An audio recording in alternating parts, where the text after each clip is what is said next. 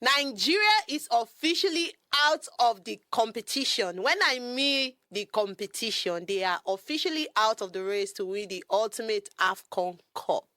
Because Morocco, well, they defeated Nigeria 4-2 in penalty shootouts after 120 minutes of grueling play. Ladies and gentlemen, this is Sports Bus Stop, and I am your sports talkative as usual. I am not alone because I've got my co-conductor here with me. Hi, she's looking so pretty. How do you? As Nigeria lose, I say, my drink juice, stay sleep. I slept. Wait, you slept up? Una never hear say that cup, now relaxer cup, the cup they wash. So we leave it for Morocco and Senegal, but we are counting on Senegal to collect the cup. Actually, we are counting on that because you need to fight for the honor of the West Africans. Oh, yes. My name is Nengi Ernesta Demola. You can call me the Sports Amazon. Welcome to Sports Bus Stop. And like she said, we are your conductors here. Yeah. And we are ready to take you on this ride because we're going to be talking about a lot of things. Lots and lots of things. From the semi-finals down to what to expect in the third place, down to what to expect in the finals of the AFCON 2025. Yeah. As we'll also dive into the WAFCON. The WAFCON is coming up in the month of March. We'll dive into that. The draws have been held. We'll also dive into the world of tennis. Yeah. Nengi, I want to ask you a question. When you were watching the Nigeria-Morocco match, please, how are you feeling? Because my heart was literally in my mouth. And at a point, right, I had to just walk away, go to the bathroom, turn on the shower, because my head was just, if you look at my head, I was just bringing smoke, because I was so tensed. How are you feeling when you know, Lisa, prior to the semi-finals between the Super Eagles of Nigeria and Morocco, you know, we did establish it here that the Super Eagles of Nigeria are going to be playing against the referee and the fans. Definitely. You said it. Yes, of course. And I also said that I am scared because Morocco is the host nation. I am not scared because we're playing Morocco, because I feel like we match them player for player. Actually, I am scared. overmatched them, actually. But I was scared because they are the host nation. We already established that fact. So when the refereeing drama started, the whole officiating drama started, I wasn't surprised. Don't remind me, because I wasn't surprised, actually, Lisa. To be honest with you, I wasn't surprised because I was expecting that kind of a hurdle against, I was expecting us to be able to surpass that hurdle, but somehow we fell to it. But I wasn't surprised. But you know that the officiating, right, it was more of a mind game to me. Like, it was just a mind play, because at every turn, at every tackle, at every play, at every pass, you just hear the referee blow. You just foul the referee. Just like, you could just blow whistle. Make I speak pidgin English. Go, yeah, blow whistle. In fact, I was so annoyed to a point that there were so many fouls committed by the Moroccans players, but I'm surprised it's Nigeria that is getting the yellow card. For example, the Brahim Diaz, Calvin Bassey situation that happened. I expected the referee to make a free kick call there, and also give a yellow card to the Brahim Diaz. But I was surprised that it was Calvin Bassey that was that was carded. Like, I was like, what is going on? And we could see how that put like a block on them psychologically. Actually, talking about the Nigerian players. Actually, they were so careful, because I was just following the margin. Like, they couldn't tackle properly. They were so careful that they would not get a red card. Exactly. They would not be one man down or something, or an outrageous penalty would not be called on them or something. I really felt for Calvin Bassey at that point, because the man was like, what is going on here? At a point, I really felt for him. At a point, it won't be just had to kneel down. Was like, God, what is going on? Because it was so frustrating from the Nigerian players. But let's take a look at the Moroccan team, just briefly. They had so many chances. When I mean so many chances, they even had a one-on-one chance with Nwambali.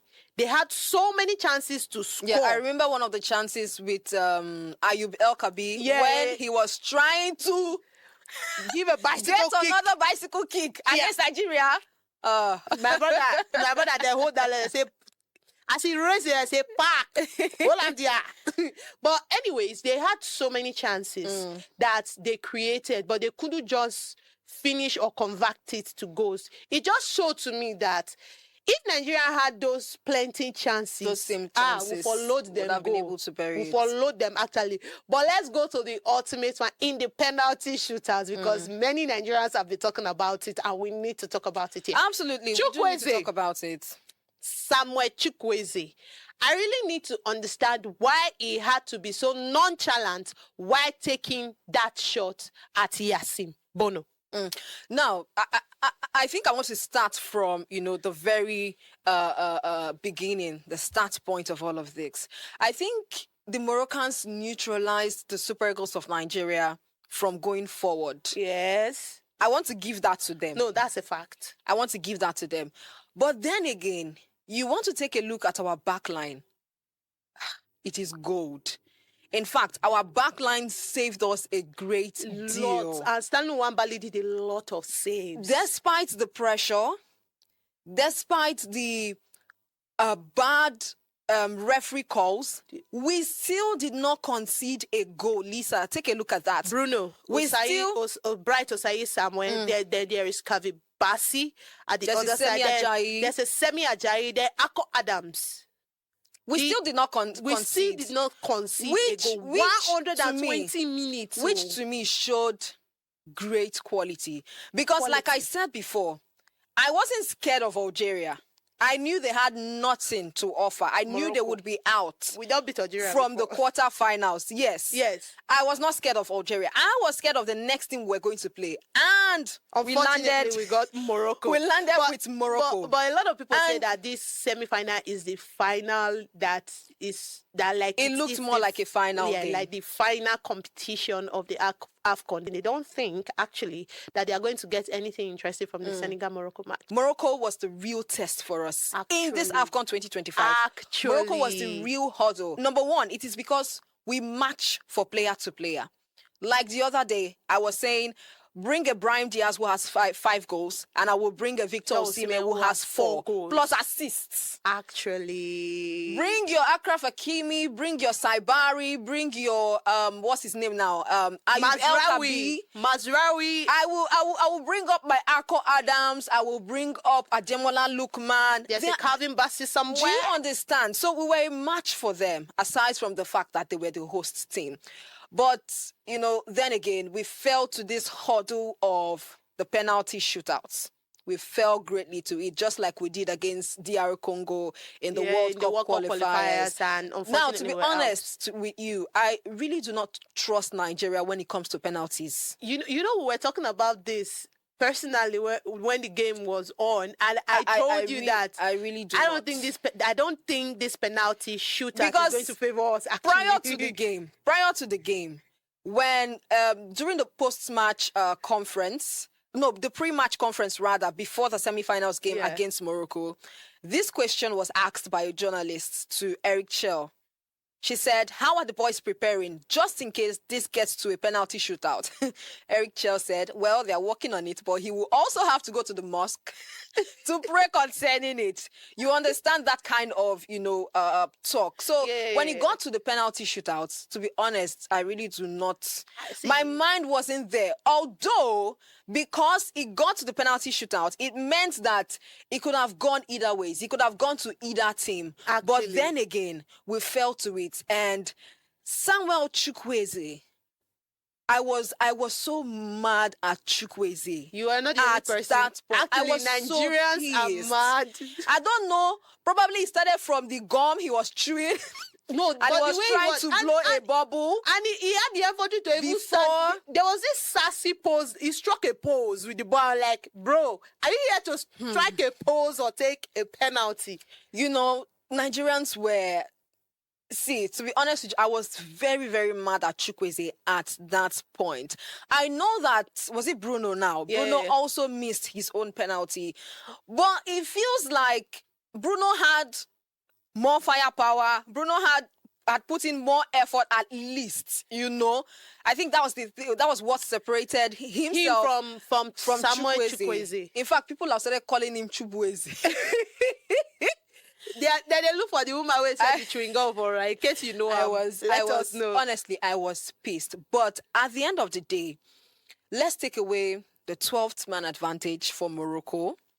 I get you. Let's take away the bad officiating from the referee. Now let's look at Morocco as a team and then Nigeria as a team. I think we were trying to we had the same goal, but we're using different means. Yeah, actually. To try to get to the same goal. Actually. Now, we also established the fact that Morocco had a lot of chances. They couldn't finish well. They were not clinical enough in their final third to bury those chances. It was so obvious that they don't have good clinical finishers in their team, actually. It was very, very obvious because... Or maybe, I think that they have the finishers, but because they were facing Nigeria, like I said, see, our defense is not play. No, actually... It is gold. Osai Sama, wherever you are, God bless you. Calvin Bassey, see, the whole of that back four. God bless you. See, Bruno...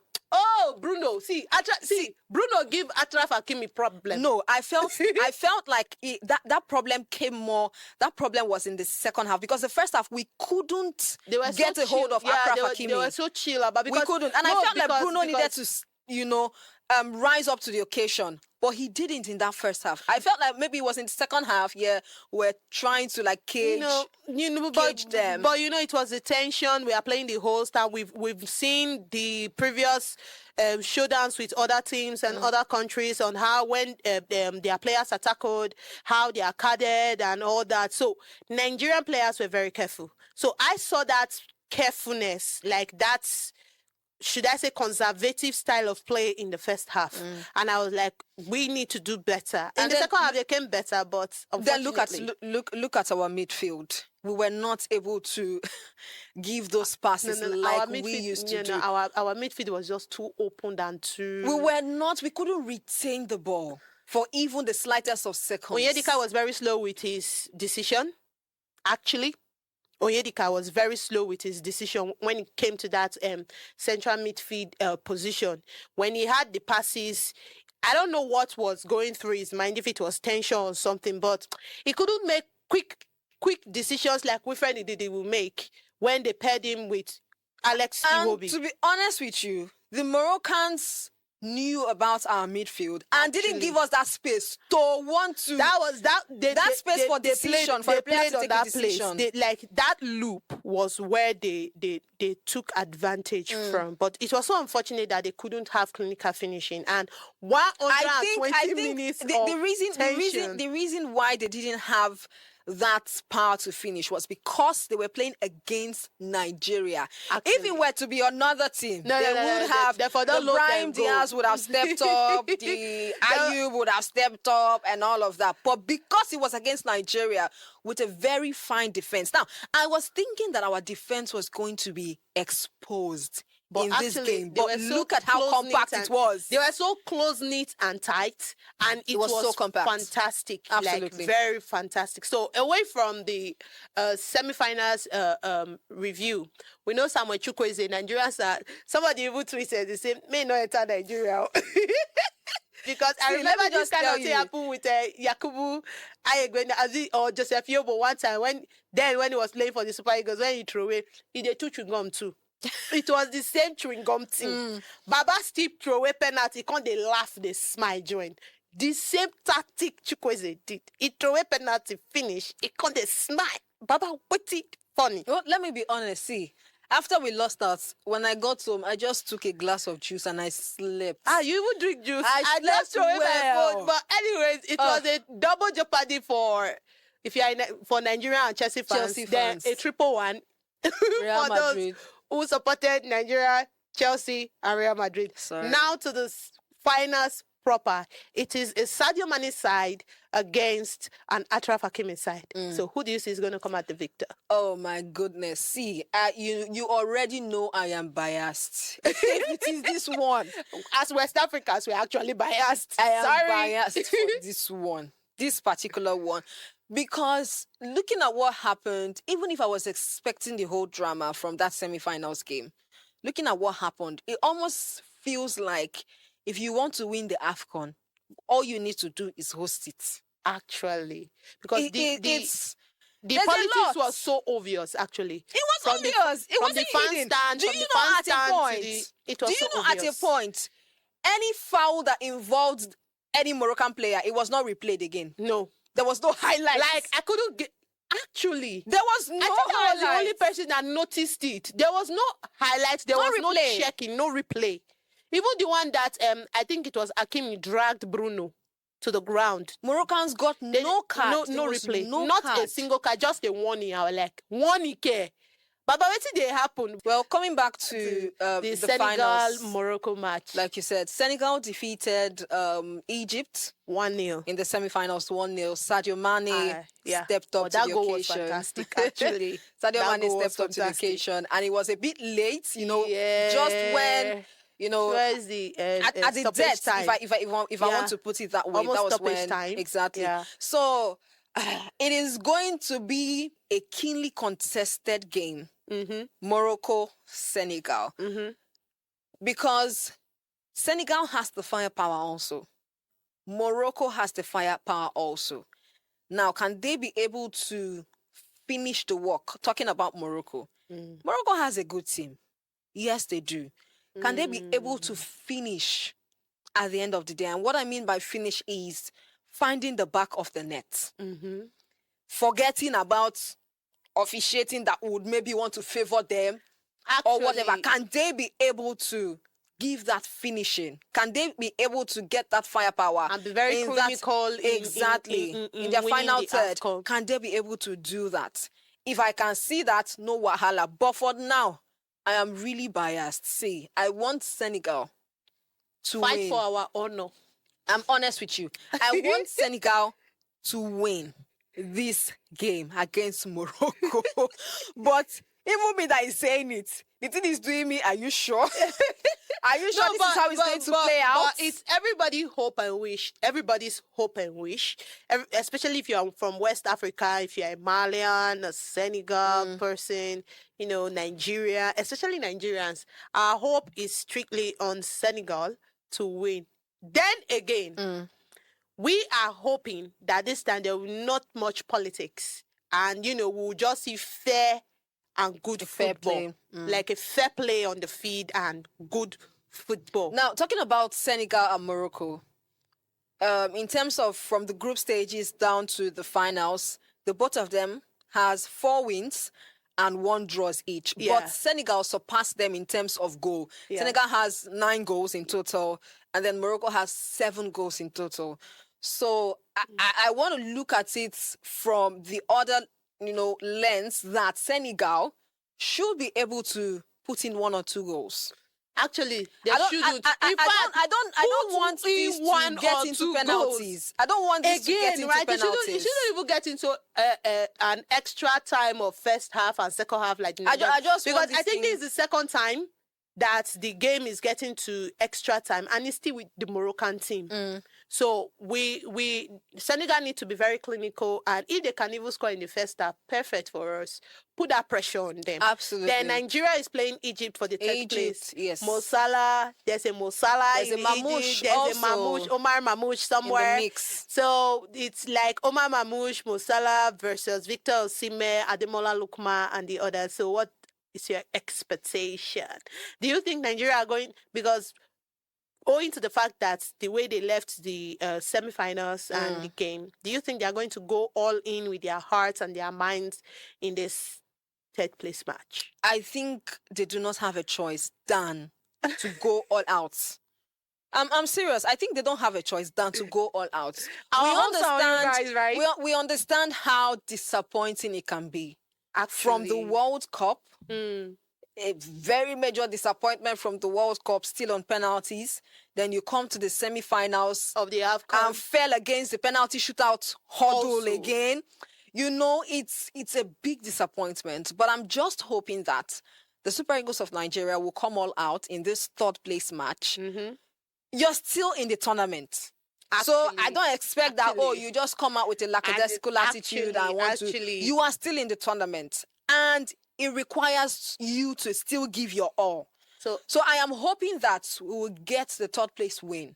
At least in my mind now, I'm like, okay, the 2023 AFCON, we got to the second place after Cote d'Ivoire defeated us, second place. So this year now, we just factor in, put in third place. Maybe 2027, we'll go win up. We'll now win the trophy.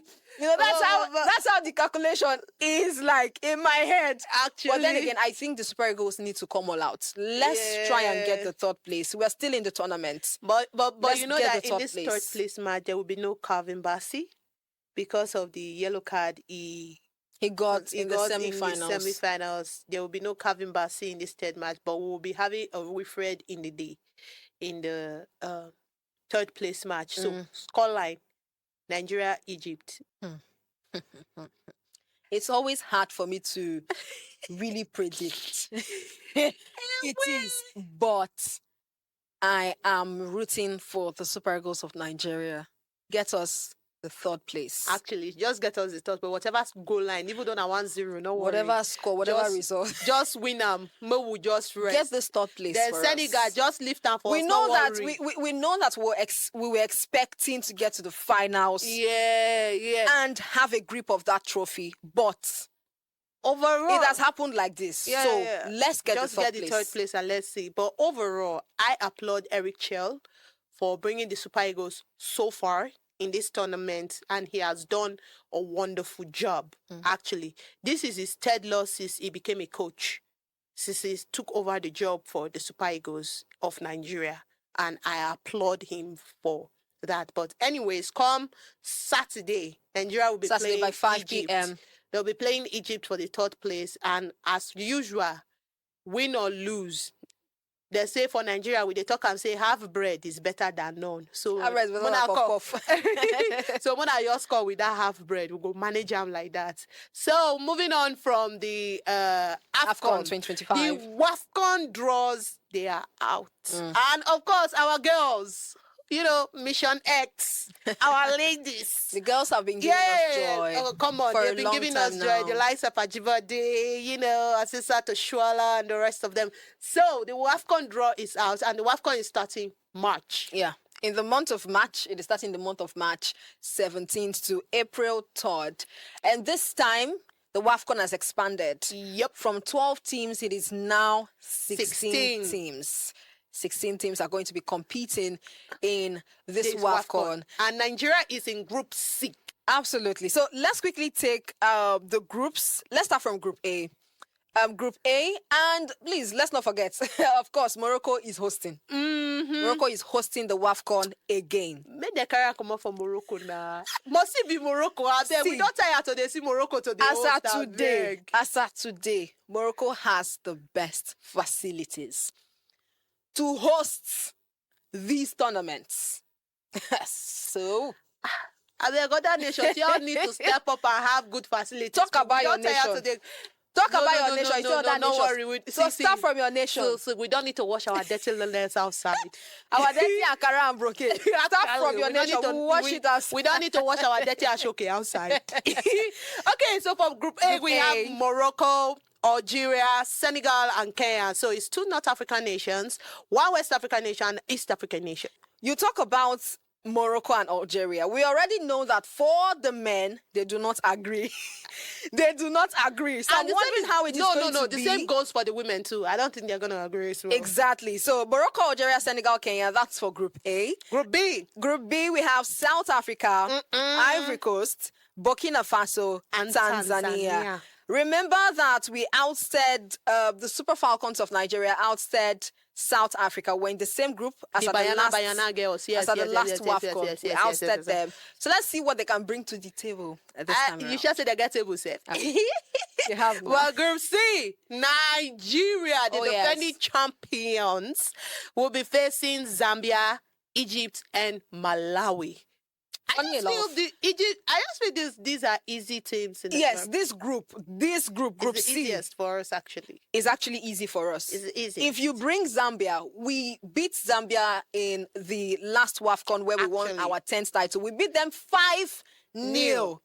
Before we went on to take, I think that was in the quarterfinals, before we went on to take South Africa in the semifinals, we defeated South Africa. And then we did a comeback against Morocco. Remotanda, And you we know that won kind it. of thing. So I think this group is quite easy for us to get through. Well, Group D, our baby sisters are topping the Group D. When I mean baby sisters, our sister team, Our rival. Ghana. We have You know, Ghana we are your there. elder sisters and you're our baby sisters. So Ghana will be facing Cameroon, Mali, and Cape Verde. Yes. But for me, which of the teams do you see going to come out? Minus Super Falcons, because we know we are going to give them hot. Absolutely, we will. Apart from the Super Falcons, which other teams do you see? So, but for me, which team here, let me rephrase, which team do you see is going to be the underdog in this? Well, underdog. Now, looking at this team, I think they have. See, I would usually say these of athletes or nations who are into sports. See, there is no team that comes back the same from a previous tournament. There is always a sort of improvement with the team, with the players. So I always would say that, see, anything can spring up an upset. Any team can spring up a surprise. Anything can come as a surprise package in any competition, in any tournament. Of course, Morocco to go through, Algeria too. I don't want Senegal. Morocco to go through. They should leave the group. So when they beat, they come up. I don't understand. They are hosting, please. Even if They are hosting. must and they, it is a see, must shocking. they host get to the final?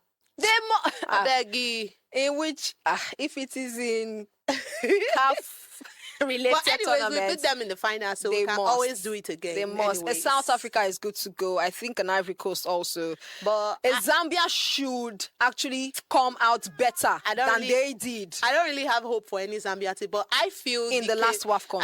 I feel Malawi and Cape Verde are going to be a big surprise for Let's us. see if they would spring up that surprise. Come March, actually. So when the dates are out and the fixtures are out, we'll be sure to let you know. Let's not also forget that the WAFCON serves as the qualifiers for the 2027 World Cup. Yeah. 2027 Women's World Cup. Yeah. And aside that, in Morocco, 3 cities, Moroccan cities, are going to be hosting it: Fez, Casablanca, and Rabat. A major miss for us again. Justin Madugu was nominated for the CAF Women's Coach of the Year. of the Year. Now, who won it? It was the TP Mazembe coach, their head coach, Lamia Bomedi. Why? After her, Justin Madugu, then George Vilda of the Moroccan team. How are we missing? How is Justin Madugu not getting the Women's Coach of the Year? Like, I'm trying to understand. Is it that because he's not a woman? Judge Vilda is not a woman But for the Moroccan team. But the person Judging that won- from the achievements of Justin Madugu with the Super Falcons of Nigeria, I think he should be getting it. Now, this is the same Justin Madugu That was who nominated. exactly, who was recognized globally. He was nominated in the Ballon d'Or. in the Ballon d'Or. He was nominated in the Ballon d'Or. Alongside big names like Sonia Bonpastor Yeah. and Sarina Wigman. So, but So how is he I not really getting don't this understand one? how the voting goes for the African scene. Is this same pattern of accredited journalists and officials from nations that vote? Because it's by popular demand. If not by that one, now who they know that they go vote for.